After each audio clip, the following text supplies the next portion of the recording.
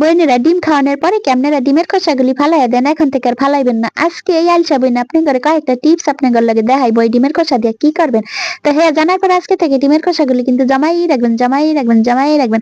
তো লন দেখি কি আরি আমি ডিমের খোসা দিয়ে প্রথমে আমি কি করুম দেখেন, একটা ব্লেন্ডারের বাটি লয়ে আইছি, বাড়ির মধ্যে এই ডিমের খোসাটি লয়ে আইছি।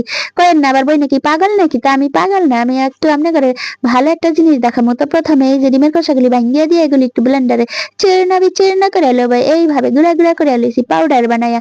এখন একটা বাটিতে ঢাইলিয়া লমু। তো ১ নাম্বার টিপস আছে, যখন আপনারা ডিমের খোসা ব্লেন্ডারে গুঁড়া করবেন দেখবেন ব্লেন্ডারের বাটির যেই ওই যে ব্লেডটা আছে সেটা কিন্তু ধার হয়ে যাবে।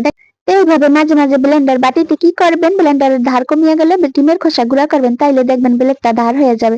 তারপরে এই যে গুঁড়াগুলি করছি সেগুলি কিন্তু গাছের গোড়ায় দিয়ে দিবেন। আর বাকি হচ্ছে এই যে যখন আপনারা থালা বাটি মাজবেন পাক করে, তখন একটু ডিমের খোসা ছাইয়ের সঙ্গে বা ভিমবারের সঙ্গে মিশাই নেবেন, দেখবেন একেবারে বাটি চকচক